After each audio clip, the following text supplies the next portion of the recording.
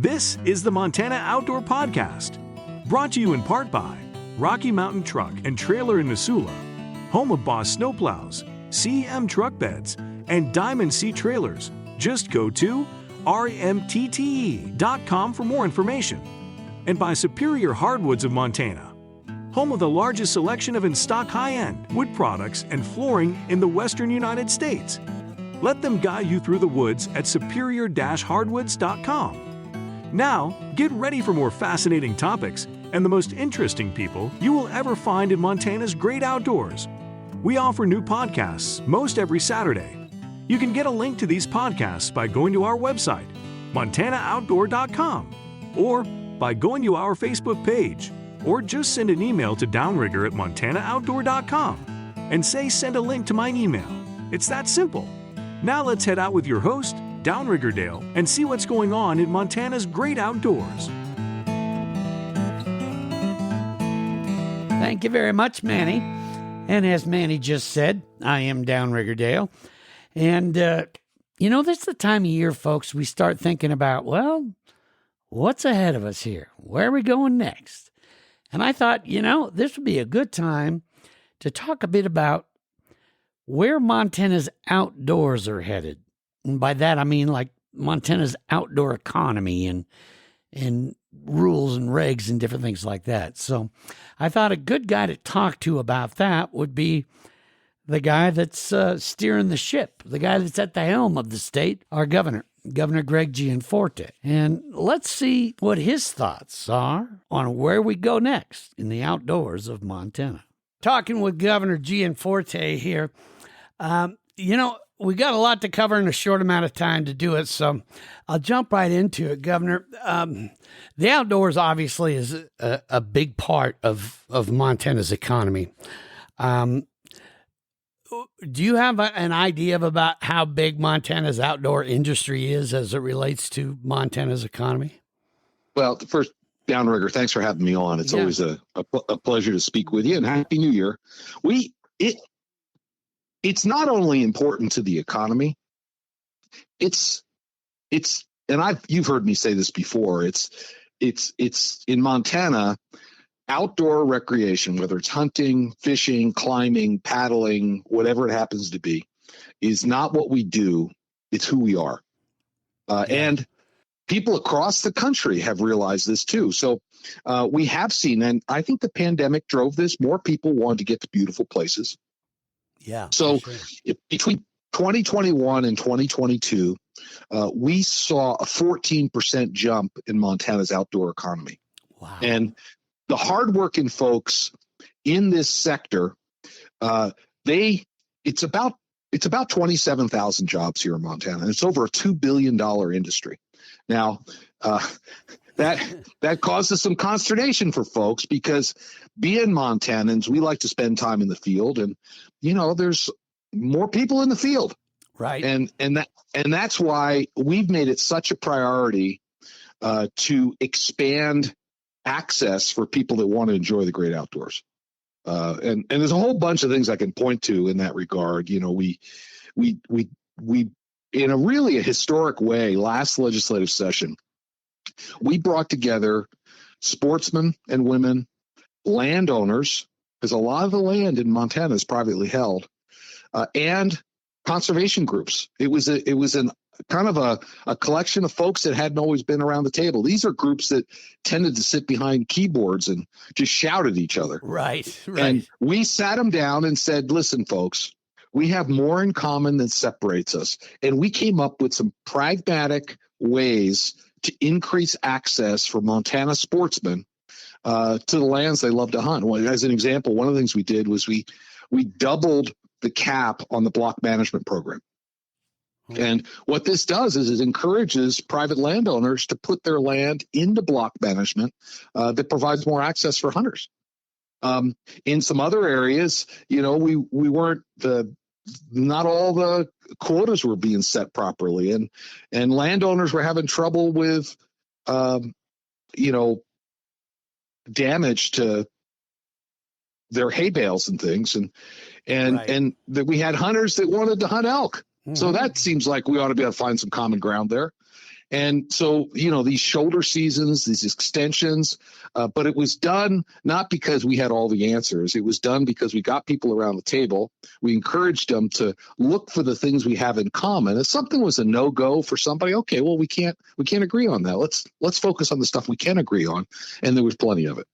Yeah, I think there's been a really positive change when we take a look at access. And that I recently did a podcast with Ryan Wakeling about the shoulder seasons, and we spent a lot of time just going through how the process of how it's grown, what it's done, and a lot about the involvement of landowners and hunters together. So that has been for sure an excellent one. Now that 14% growth is massive for 1 year.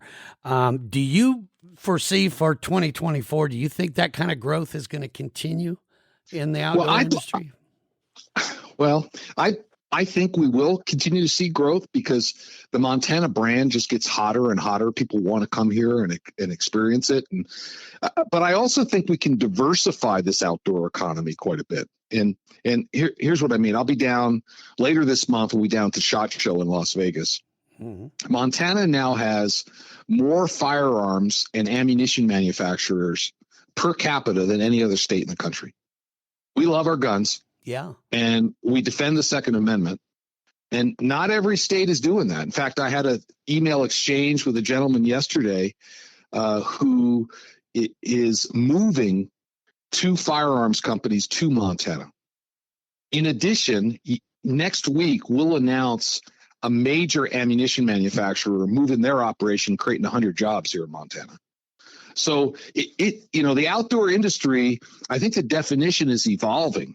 Not only is it, the guides, the lodges, the restaurants, the hotels, but it's also, we're getting a larger and larger sector of outdoor equipment manufacturers. And one of the nice things about this is these are high wage jobs and they're 12 months of the year. It allows you to own a home, raise your kids, send them off to college, really pursue the American dream. And who wouldn't, it's hard to be a fishing guide all year round in Montana. Well, yeah. It's not hard to fish year round, but It's hard to be a guide year round. Right. So I think this diversification is going to help us. And I'm excited about it. We're going to be down at the SHOT Show with a whole bunch of Montana manufacturers showcasing their wares. And frankly, we're going to be recruiting other firearms and ammunition manufacturers. One of the ones down in the Bitterroot, I had a chance to visit this last Alpha Loading Systems. They make equipment that manufactures, cartridges for firearms. Right. And they ship that all over the world. They've shipped equipment into the Ukraine. I was there one day. They were shipping a device. They were just doing final QA. It was going to Thailand. And this is a fantastic, and they had good jobs there. People were running CNC equipment, and they get to work with the stuff they love every day. And they're here in Montana, and they got the quality of life, and they get to work on the equipment they love. Mm-hmm. Well, and speaking of growing that industry, do you see any other, large projects on the horizon? For example, one I know it was a while back, but they had tried to get this ski area going down in the Bitterroot, and if it would have gone through, it would have been the largest in the world. And the number of jobs that it was going to create, not just winter, but year round because of all the resort stuff and on, was going to be pretty massive. And something that, again, Montana could hang its hat on. That got beat up big time by special interest groups and ultimately the Forest Service too. I mean, do you see any things like that in the future? We're going to take a quick break, so I want you to think on that, and we'll get your response right after this. Are any of you out there having trouble deciding what the perfect floor for your home should be? Why not let Superior Hardwoods of Montana guide you through the woods? At Superior Hardwoods of Montana, their mission is to provide you with the knowledge to make the best choice for you. Thinking bamboo? My friends at Superior Hardwoods say, leave it in the zoo feeding the pandas. Superior Hardwoods is a plastic, stone, and grass-free zone. They are the home of true, solid hardwood flooring options. It doesn't matter what your contractor, your best friend, or your mom would put in their house. Your floor is your choice. Come and browse their vast stock of flooring. Yeah, that is where that saying comes from. Let them guide you through the woods. And they really do just that. With a huge selection of woods to choose from and true pros in wood products with you, it will not take long for them to help you zero in on just what you were looking for, even if you weren't even sure what that was when you walked in their door. See? Their specialty is transforming those confused, frustrated, and about to give up kind of folks into happy, well-informed customers. Go see them, Superior Hardwoods of Montana, on the web at superior-hardwoods.com, or stop in and see them at 5120 Highway 93 South, just south of Missoula. Superior Hardwoods of Montana. That's superior-hardwoods.com. We are back here on the Montana Outdoor Podcast talking with the governor of the great state of Montana, Governor Greg Gianforte. Now, before we took that break, Governor, I asked you about if you see any like big resort projects coming in the future for 2024 or beyond. I gave you the example of the one that a lot of folks wish would have happened, but wasn't able to happen down the Bitterroot. Do you see any kind of projects like that coming down the road for big resorts or whatever? Well, I think we have some of the best resorts in the world. You know, whether you're at Spotted Bear at the end of the road at the south end of Hungry Horse Reservoir, or up on the Ruby River, some of the fishing lodges, down on the Beaverhead, over in Fort Smith to come and fish that incredible fishery of the bighorn. Yeah, I mean, this you know, if you pick up a fly fishing journal and there's 10 stories, 8 of them are going to be in Montana. Yeah, that's just the way it is. We are so blessed here, and we have so much access. I just think about the fact that we can hunt big game in Montana 11 out of 12 months. Where else can you do that? Right. And so we're at the Department of Commerce. We've stated and I've said very clearly that Montana is open for business, and we're not going to pick winners and losers, but we're going to work with all of the above, and we're going to create an environment that makes it easier for entrepreneurs to invest their capital here, whether it's in a ski resort or a firearms manufacturer or advanced manufacturing, whatever it happens to be.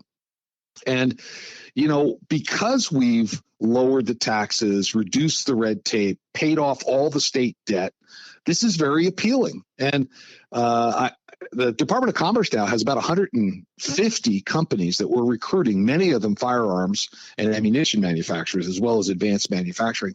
And these create permanent jobs in our communities for Montanans. And that'll continue to be our focus. But we'll work with anybody that wants to invest here. Right. Now I'm going to switch a little to an area that I know you're not big on having to deal with. I don't think anybody is, and that's the legal area, and an area that, to me, unfortunately, injects itself into the outdoors way too much, but it's there. Are there any things that you and legislators are working on to try to curb all this litigation and sometimes just flat, I don't know, legislating from the bench in some cases? For example, the federal Judge Malloy's decision to basically cut the wolf trapping season in half. And then there's other things that, you know, projects that we try to get started, whether they're, you know, in-state or out-of-state companies moving in, and boom, right away there's a lawsuit. And it just ties it up and gums up the works. Is there any way to slow that kind of stuff down? Well, first, let me comment specifically on the wolves, because the decision was let me say clearly, that judge trampled on the rights of trappers. I'm a trapper. I'm a life member of the Montana Trappers Association. And this is just another tool for managing populations in a common sense way. His order misuses the Endangered Species Act. And honestly, the grizzly bear has been recovered for over 15 years. They need to be delisted, and management needs to be passed back to the state. But to answer your specific question, when I was in Congress, we looked at a bunch of ESA reforms, and I think they still make sense. I think we're going to need a new administration in the White House before they will pass, but we need to put some sideboards on it. The Endangered Species Act was put in place for a good reason, to make sure animals don't go extinct. But the problem is, it's sort of like Hotel California. You can check out, but you can never leave. Right. The biological data says that the grizzly bears reached maximum carrying capacity in the Yellowstone ecosystem over 15 years ago, and yet they're still on the list. And it's the ESA has allowed radical environmentalist groups to weaponize the Endangered Species Act, and we continue to push back on this at every corner. But I think what we need is the U.S. Congress to put some better sideboards on it, so the ESA fulfills its original purpose and is not weaponized to shut down every potential project that might be put forward. Yeah, it just really, I think, has been a bad situation for a long time. And I know that, these are, a lot of them are federal issues, but on the state level, I mean, are we just kind of at the mercy of the feds? Or well, what? we've taken some steps here. We petitioned the U.S. government to delist the grizzly. They have to do that. I have shared the data that they're recovered. So it's time to pass the management back to the state. We made changes in the last legislative session on the grizzly bear rules to align them with the rules that were in place when the wolf was delisted. We've done a good job of managing the wolves in Montana. We now rely on sportsmen primarily to control the population, and we want to keep a sustainable population of wolves. But there were some things in the law that would have made it more difficult for the feds to delist. Now, they accepted our petition, this is the U.S. Wildlife Service, to delist the grizzly bear. They did. They were supposed to get back to us in 90 days. It took them a year and 90 days. And they were supposed to, I had multiple commitments from them that they would rule on the petition by the end of last year. Well, I'm still waiting. So the gears of the federal government turned very, very slowly. And I don't doubt that if the decision got made, it would get challenged in the courts again. But the facts are overwhelming on our side. And I'm just thrilled with the work that our biologists are doing on this issue. We have to maintain a sustainable and healthy population of grizzly bears. They're part of the landscape, but we don't need bureaucrats in Washington telling us how to manage Montana wildlife.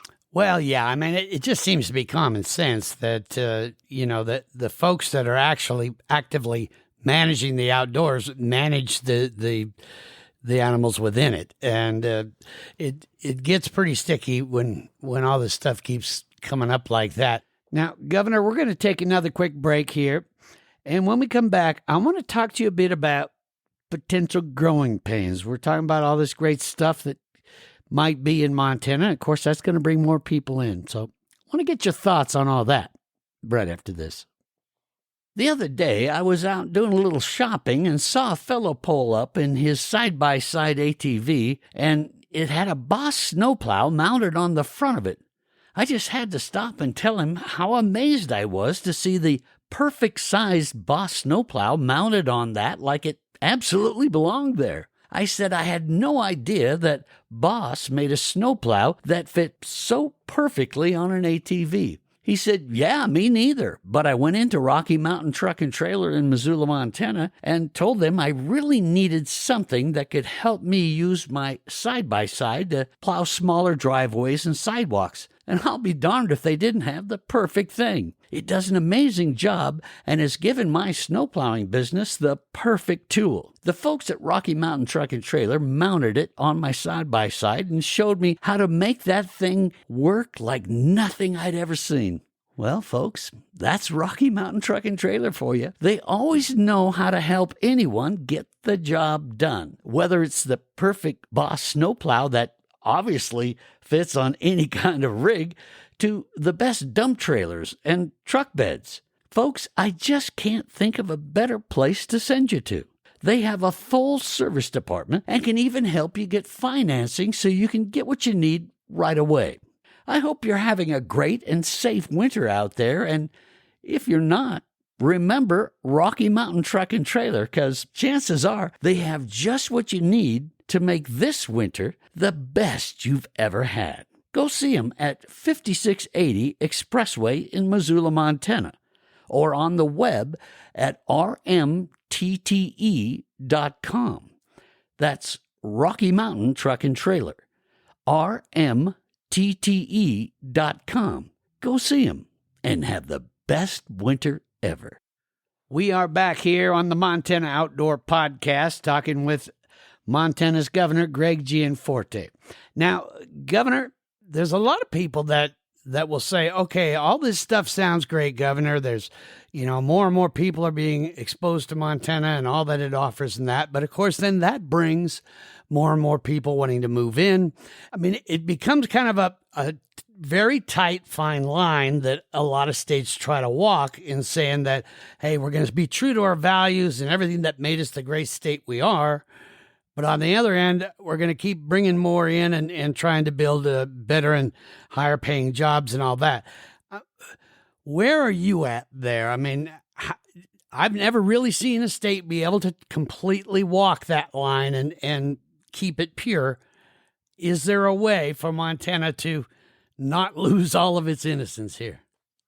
Well, I think there is. And I'm an optimist, but Dale, here's the reality. If I'm out speaking in rural Montana, I have 100 people in the room, and I ask the question, how many of you have kids and grandkids that don't live in the state of Montana anymore? Yeah. Almost every hand goes up. And that's because Montana has not been living up to its full potential from an economic perspective. So when I ran for office, I ran on two simple principles. One is more good paying jobs so we don't export our kids along with the beef and the grain. I'm a dad of 4. None of my kids live in Montana anymore. Yeah. And I know most parents would, even if they don't want to see the kids, they want to see their grandkids. And that doesn't happen if they don't live here. So, but the second thing we need to do, and this is more to your point, and what I ran on, was to protect our way of life. So I would also say it is absolutely true that nothing ever stays the same forever. And people have discovered Montana. The state doesn't have a role in chasing people away, but we do have a role in making sure there is affordable housing here, right, that there are jobs for Montanans, that if they want to stay, they can. And as we're talking about this outdoor heritage and access, this is why I directed our state agencies, DNRC and FWP. We've got a ton of money from Pittman Robertson, from the gun sales and everything, right, that's available for conservation. And what I asked them to do is to prioritize land access projects that are strategic, that increase access to our public lands. So I talked earlier about what we did to increase access to private lands through block management by doubling the caps to landowners to encourage them. And I think they're private landowners providing public access. It's got to be done on a voluntary basis that compensates the landowner, because we're not going to take their property rights away. Right. But we also have landlocked sections. These are state sections. They're Forest Service sections. And sometimes we can acquire an easement or a piece of property that opens up brand new hunting and fishing opportunities. A good example is up in the Snowies. We did a strategic acquisition last year it opened up access to 100,000 acres of Forest Service land that you really couldn't get to. It was on the south side of the Snowies. Yeah. It's why we prioritize. I asked FWP. We started with the lower Yellowstone. What a tremendous asset we have in the Yellowstone River. I'm a paddler. My wife and I love to paddle and camp, and but you can't get on or off the river because it's all locked up. Right. Well, what we did is I asked FWP to go over every navigable river in the state of Montana and identify access deserts, and then to prioritize small strategic acquisitions where we could put a boat ramp in, a campground, so that we would have, because the river itself, because of our current rules, which I agree with, you can float any of them, you can fish any of them, but you got to get to the bank. You got to get to the high water mark. Yeah. So we've prioritized these strategic acquisitions, maybe 5, 10, 20 acres, where you can put a campground, put a boat access, somebody can get on the river, float for 8 or 10 miles, and get off at another access point. You can't do that in the lower Yellowstone. There's sections 40, 50 miles with no access to the river. So that's another way that we can protect our way of life by expanding access to the resources that are currently locked up, whether it's federal land or our rivers. Mm-hmm. Yeah, I think you make some good points there. All this is vital, and it's going to be interesting to see how we type-wrote that line, because it's a tough one that I don't care how hard you work it. Not everybody's going to be satisfied at all. For example, there are projects where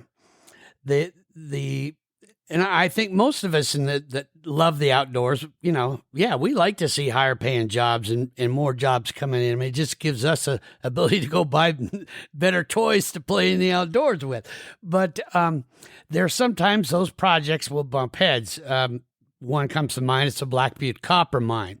And, now all of a sudden the outdoor industry kind of turned the other way and said, whoa, we're worried about the Smith River and this and that. And of course, the whole story, it's gone back and forth. Looks like the mine is going to, go forward. And I'll just be honest. I'm very much a supporter of that project. I think it's just got some great economics for Montana that go far and long for a long time, especially if we continue down this electrical vehicle route. But anyway, when it comes to that bumping heads between the outdoors and other industry coming in, which side of that do you tend to lean towards? Well, I'll tell you what principles I apply. And I'll give you 2 examples. Black Butte's a good example. Also that proposed gold mine in Paradise Valley is another good example. Yeah. And here are my rules. Public lands need to stay in public hands. Number one, that's just the way it is. We're not going to sell off the lands. Right. Secondly, we need to continue to work to expand access to those lands. I mentioned some of the things we're doing at FWP to pursue that. And the third one is the one that applies in White Sulphur and in Immigrant. And that is, the local community should decide what they want. So if you go up to White Sulphur, Black Butte, and if people don't like that project, I would just encourage them to go to White Sulphur.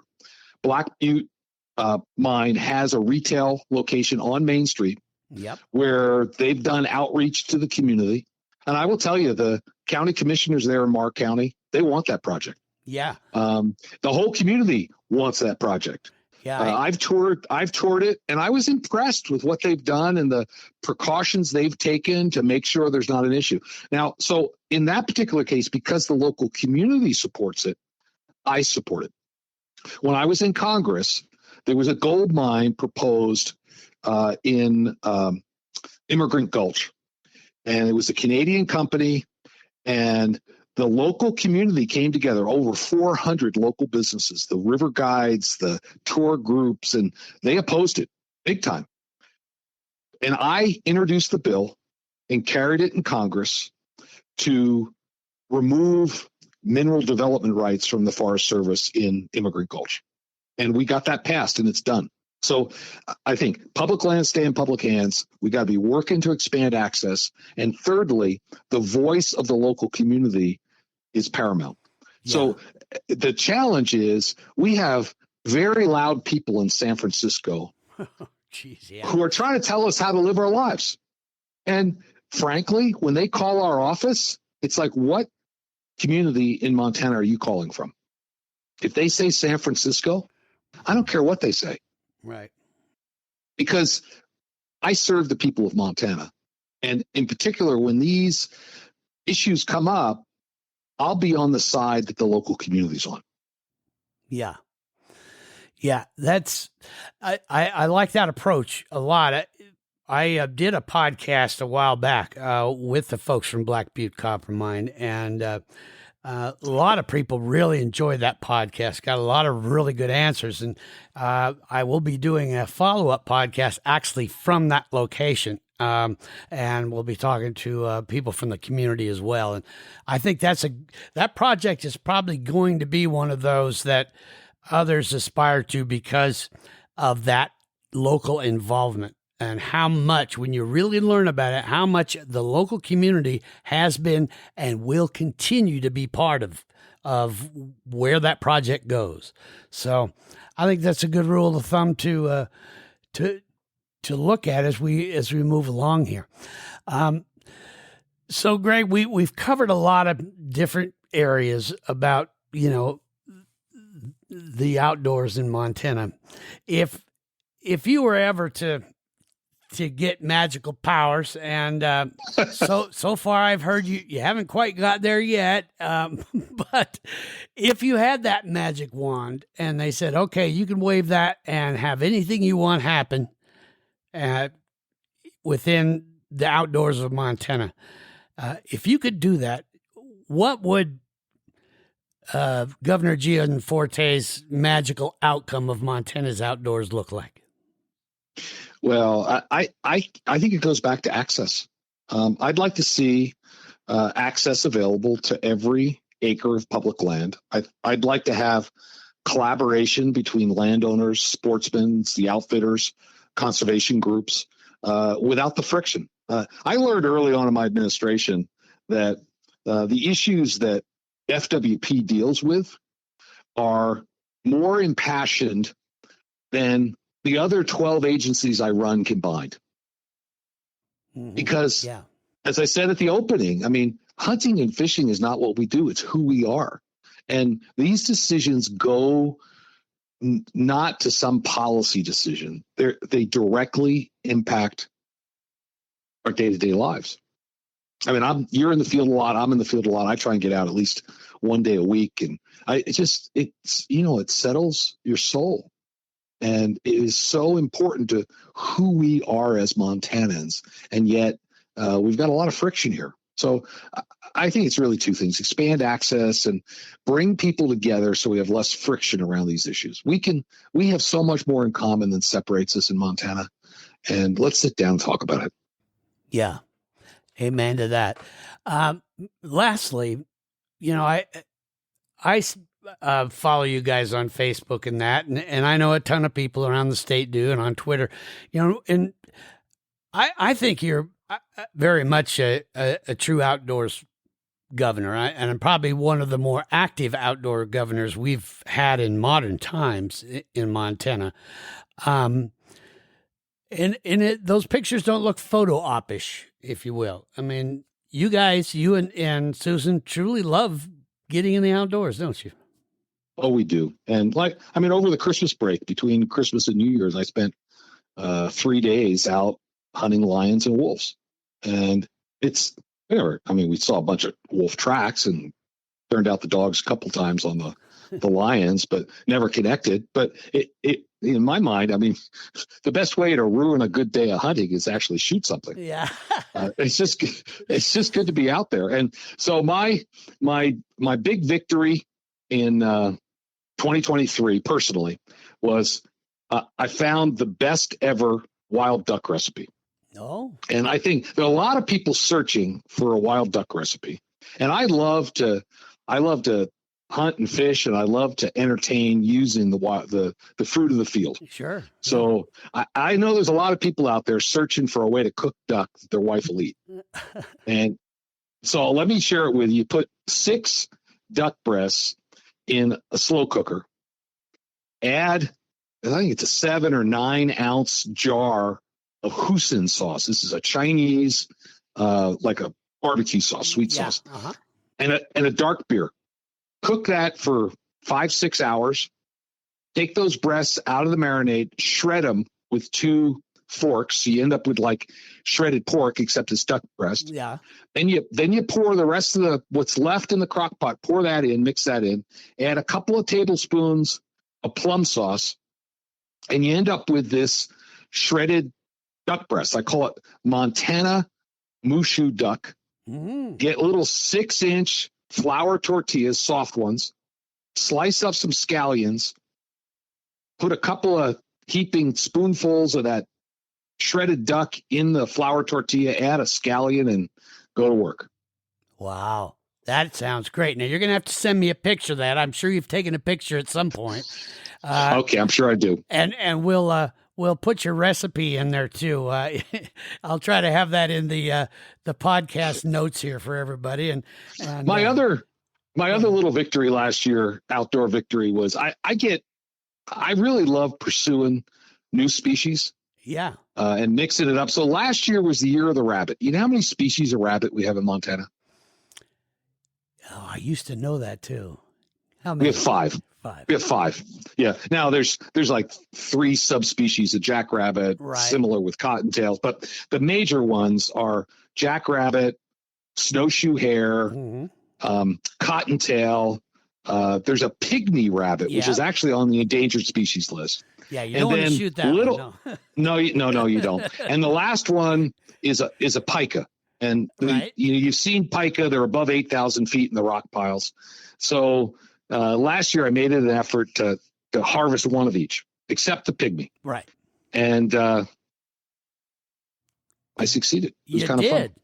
I did it. I ended up, I spent so many days trying to, you go out, you see snowshoes. Occasionally you'll see a snowshoe up high this time of year when you're out in the woods. But I hunted a bunch of days. There were thousands and thousands of tracks, but we couldn't find one.